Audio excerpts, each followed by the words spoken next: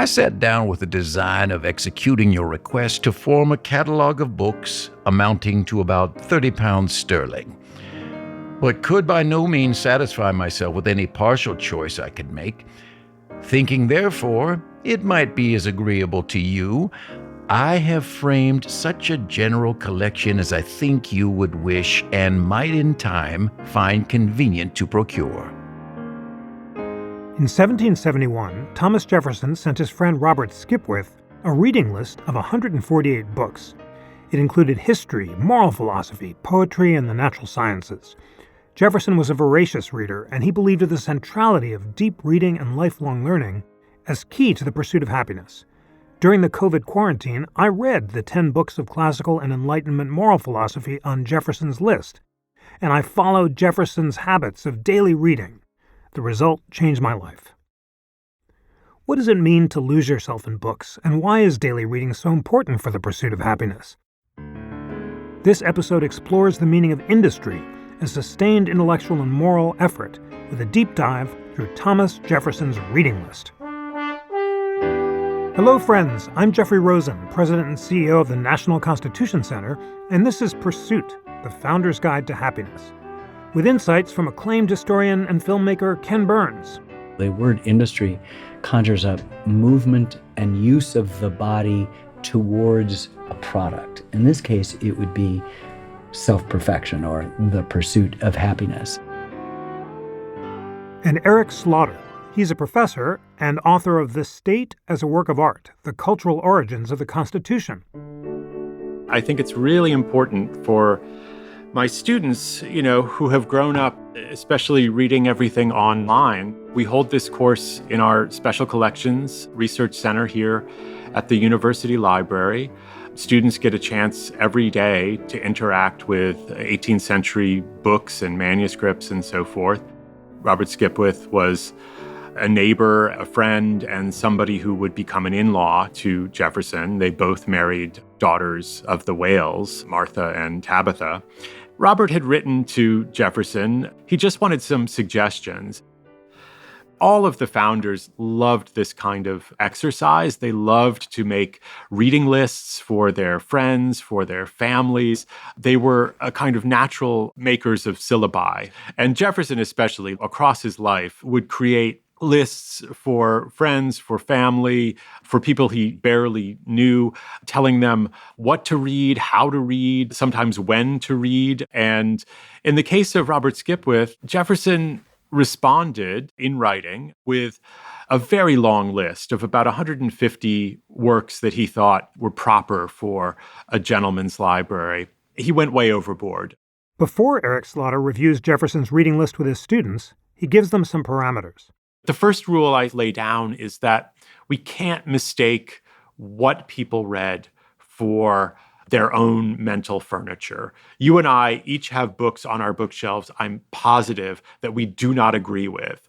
And second thing is that it's important to know what people read. I think that gives us a real scope for imagining the ways in which they might have made connections.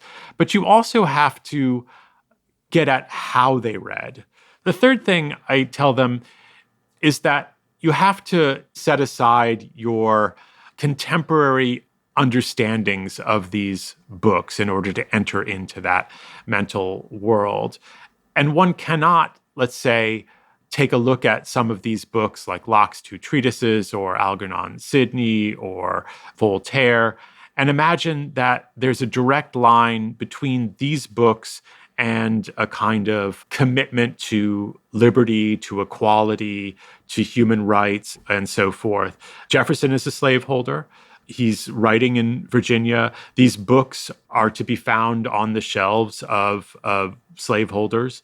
And I think readers could find all sorts of ways of accommodating different viewpoints and different practices.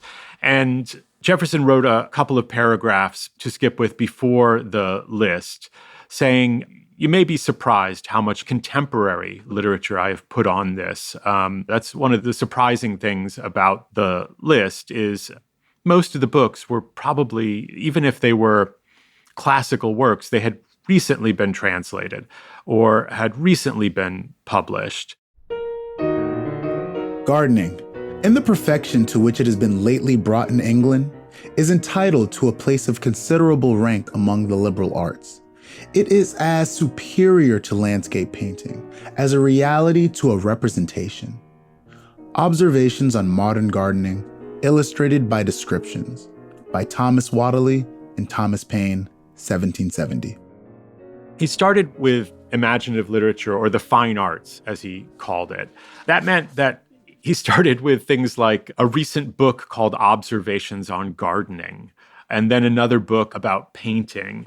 And then slowly he started to add the great epics of ancient literature, starting with Alexander Pope's translation of the Iliad and the Odyssey, John Dryden's famous translation of Virgil's Aeneid and other works like that, but also more recent classics like Paradise Lost and Paradise Regained by Milton, or updated versions of the classics like a kind of sequel to the Odyssey called Telemachus that had been written by Fenelon, novels like Tristram Shandy, which was one of Jefferson's favorites. He really adored the writings of Lawrence Sterne, who had exploded onto the scene with a novel called Tristram Shandy in the late 50s, early 60s. He published a book called A Sentimental Journey to France and Italy that was said to be Jefferson's favorite. Jefferson read it to his wife on her deathbed. He seems to have tried to collect smaller and smaller copies of this book so that he could keep it in a pocket near his heart. When man is at peace with man, how much lighter than a feather is the heaviest of metals in his hand. He pulls out his purse, and holding it airily and uncompressed, looks round him, as if he sought for an object to share it with. A Sentimental Journey Through France and Italy by Lawrence Sterne, 1768. The list continues. So it's fine arts, then some criticism on the fine arts, which includes famous works such as Adam Smith's Theory of Moral Sentiments, Dr. Samuel Johnson's famous mid-century dictionary, the aesthetic treatise of William Hogarth. There was a section on politics and trade that included really just highlights of 18th century Whiggish thought. Montesquieu's Spirit of the Laws, John Locke's two treatises. Then there was a long section on what he called religion. And I should say that Jefferson went out of his way in this list to really reveal his Enlightenment bona fides. The list includes the works of his contemporary Voltaire. It includes Pierre Bayle's magnificent 5-volume folio dictionary of the ancient world. It includes a number of works that would have been, I think, quite controversial to those who thought they knew what religion meant. He seems to have gone out of his way to place the Bible not under the religion section, but Jefferson puts it on the list nonetheless as the first book in the ancient history section. So Jefferson had a magnificent education in the period in classical literature, could read Greek, could read Latin, and would have known many of these works in the original languages, but that's not something that Skipwith could tolerate. So he suggested a number of recent translations of classical bits of moral philosophy, beginning with Sarah Fielding's recent translation of the works of Xenophon, Xenophon's memoirs of Socrates, which had been produced in the late 1750s, but had gone through a number of editions in the 1760s. Sarah Fielding is remembered as the sister of the novelist Henry Fielding, the author of Tom Jones and other works, but she was obviously an incredible scholar and translator in her own right. I have always considered the manner in which Socrates behaved after he had been summoned to his trial as most worthy of our remembrance, and that not only with respect to the defense he made for himself when standing before his judges, but the sentiments he expressed concerning his dissolution.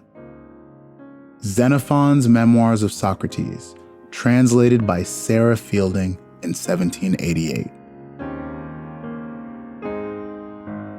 This list, it went on, texts on law, on ancient history, on modern history, on natural philosophy. One of the very few works by an American was Franklin's experiments and observations on electricity, along with a few other modern histories by William Stith and Thomas Keith of Virginia. But for the most part, these were books that were published in London and Dublin and Edinburgh, would have been required to be imported, and would have provided Skipwith with just a wealth of information and entertainment. And then you start to get a sense of just the sort of physical apparatus of the Enlightenment in America, how rare some of these volumes would have been, how difficult it might have been to not only to read them, but to obtain them, how expensive it would have been. Jefferson's letter gives us a very good prescription for how one achieves virtue. One of the things that Jefferson suggests is that the reading of imaginative literature can be a vehicle for the cultivation of virtue. And I think that's an important point, because it also involves this kind of active reading as one way of thinking about how to cultivate your own behavior, whether you approve of that path that a character has taken. And Jefferson was not alone or avant-garde in any respect in thinking about this as the way in which virtue could be cultivated through reading. And I want to ask you, how are your students transformed by this exercise? Is the schedule that Jefferson prescribed important? Because he suggests reading these books at different times of day when the mind is fresh, and most importantly, for 12 hours. Reading for 12 hours a day with no breaks. I think it would be extremely difficult to do. It would certainly be difficult for any student taking classes or who had commitments in labs or on the fields for them to follow Jefferson to the letter. It's a schedule that presumes someone else is taking care of everything else, which is not the case for most people, and in this case requires uncompensated, unfree labor. This is in a letter to Bernard Moore from 1773, and he says, "Wake up before dawn. Until 8 o'clock, employ yourself in physical studies, ethics, religion, and natural law." And then he prescribes the books. From 8 to noon, read law, including Coke and Kame. From noon to 1, politics. And then in the afternoon, history. From dark to bedtime, bell letters, criticism, rhetoric, and oratory. And then finally, after a little light, poetry, from mild amusement to bed. And that's about 12 hours a day. For me, the biggest takeaway of spending a year reading moral philosophy was to get back into the habit of deep reading. And I have a new rule that when I wake up in the morning, I'm not allowed to browse or surf until I've read for a half hour, an hour. And that's been completely transformative. Let me ask you this.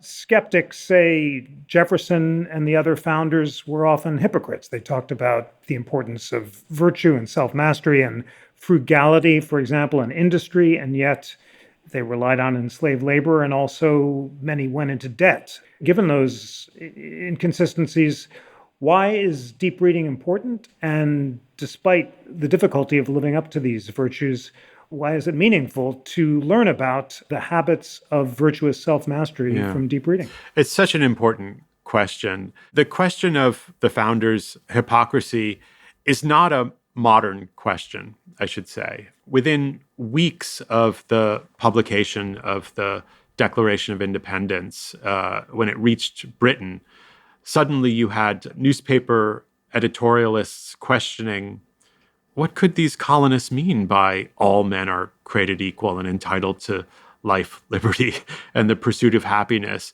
if, as they do in the colonies, they hold slaves?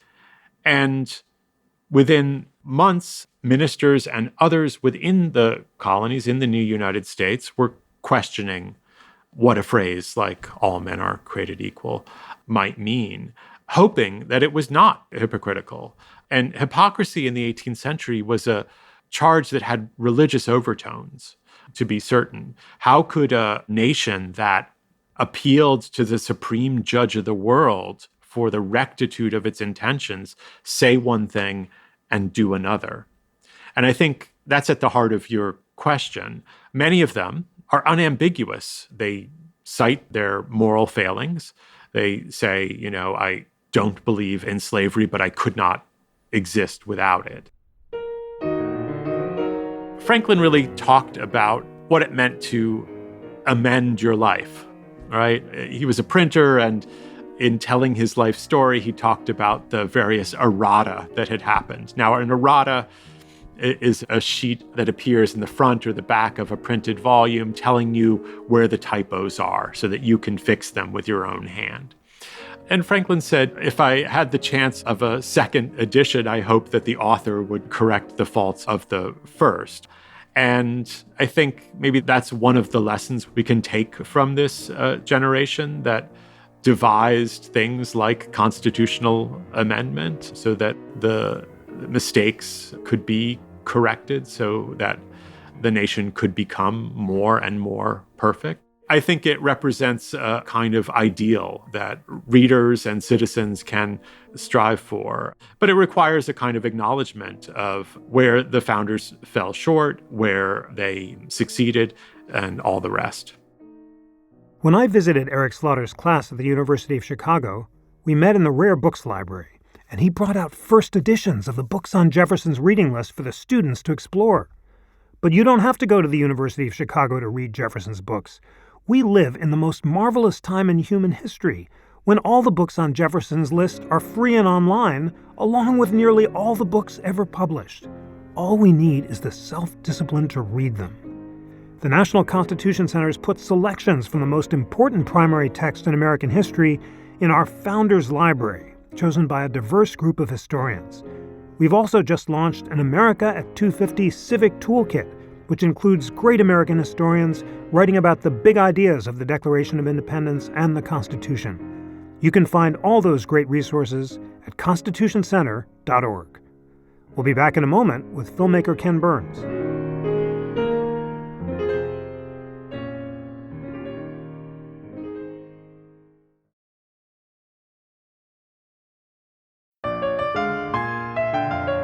This is Pursuit, the Founder's Guide to Happiness. I'm Jeffrey Rosen, and I'm now joined by filmmaker Ken Burns to talk about the importance of industry, or being mindful about how we use time. The word industry conjures up sort of societal and sort of large enterprises, but industry is really an activity, and it suggests movement and use of the body towards a product. In this case, it would be self-perfection or the pursuit of happiness. One need only walk out on a street in New York City today to see almost everyone in a block looking at their phones, distracted by this or that thing. To think back at that time, that the fastest way you could get news was somebody running or a horseback taking it, that from going to England could be weeks, if not months, depending on the weather, and that they were already themselves aware of this urgency. Let us also then back up and say that all of this discussion of effort and industry and time has to lead us to the fundamental realization that time is a human construct that we have superimposed to distinguish and to allow us to forget the moment, because there is only now. I think it was Adams who said, I study war and politics, that my son might study commerce and industry, that my grandson might study art and music. Say more about John Adams. We talk about him in Humility. He's the most famously self-regarding man of his age, and yet he reconciles with Thomas Jefferson because he finds humility. And at the end of their life, they've fallen short on so many virtues, but they're both so industrious. It's so inspiring to see them reading and learning and growing together. And Adams is so excited when he learns that Pythagoras may have traveled to the East and read the Hindu Vedas. And he's eager for the book that will prove it. And then he wants to distill all of that wisdom into the Hymn of Cleanthes.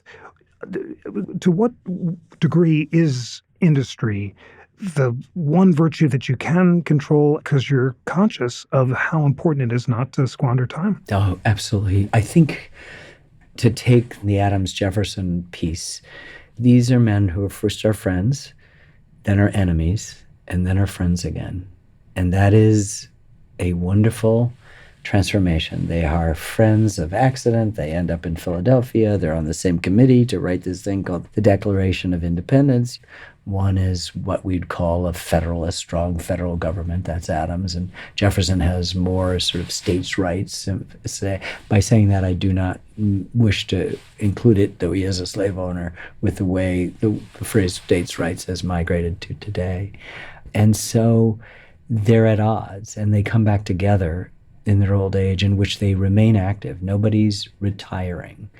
And they provide us with the proof of this abstract idea that the pursuit of happiness is lifelong learning. We just finished a film on Leonardo, who inherits the classical tradition of observation, but then he adds a Muslim tradition of experimentation.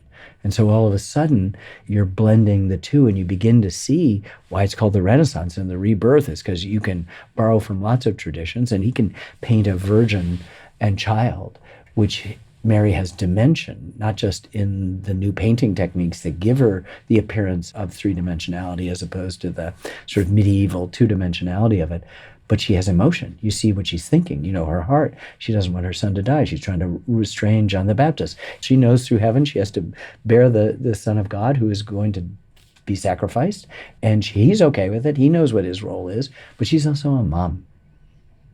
And she's reaching with the other hand to touch her son, and God has put an angel there. So it's the most complex Madonna figure of the entire Renaissance. All of that there. This is described by Monsignor Timothy Verdon, an art expert and Catholic priest in our film, whose words I have basically mangled and paraphrased, but it's so moving. And so, we have the possibility as human beings to move things along further, to be, as Jefferson and Adams did at the end of their lives, forgiving of one another. And they're saying at the end, the most solicitous, old friend. Jefferson's dying in Monticello, and he's in Braintree and dying in Massachusetts somewhere. And he thinks that Jefferson survives him. And he hasn't. He had died that morning of the afternoon that John Adams will die. And that day, as you know, better than anyone else on this planet, was July 4th, 1826, 50 years to the day that we count as the birth of our country. And these were two men as responsible as any for its creation. And one of Jefferson's last letters to Adams is, "I know little at the end of my long life, except that I love you with all my heart and soul." Right. And I think the fact that Jefferson can reduce it, as we do in our friendship, to just being able to say, I love you, right? That the love we feel for the other, this is it. And it's so hard to say it. For most people, it's so hard to do it. It's really impossible when we get into politics and nations and even most of the wars caused by the religions that have at their heart, I love you. That's the best, obviously the best sentence in the English language. Despite his exaltation of the virtue of industry, Jefferson, like many other founders, died in debt. James Wilson, who engaged in reckless land speculation, owed so much money to another founder that he was prosecuted for debt while he was sitting on the Supreme Court. He died bankrupt in a tavern while fleeing from his creditors.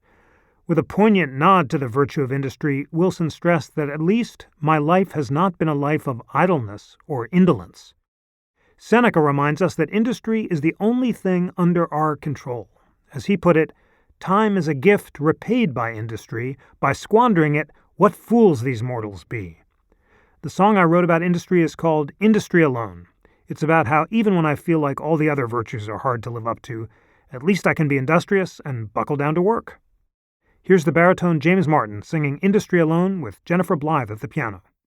Temperance, sincerity, courage, humility. These are the virtues I pray for today. These are the virtues I pray for today. I woke in the night, I groped to the light, I open my heart and soul to virtuous insight. And I pray, I pray, I pray, I pray for industry. For industry industry alone can justify me, for industry alone can justify me. Prudence, frugality, justice, tranquility. These are the virtues I pray for today. These are the virtues I pray for today. I woke in the night, I groped to the light, I opened my heart and soul to virtuous insight. And I pray, I pray, I pray, I pray for industry. For industry alone can justify me. For industry alone can justify me. Order, moderation, courage, resolution. These are the virtues I pray for today. These are the virtues I pray for today. I woke in the night, I grope in the light, I open my heart and soul to virtuous insight. And I pray, I pray, I pray, I pray for industry. For industry alone can justify me. For industry alone can justify me.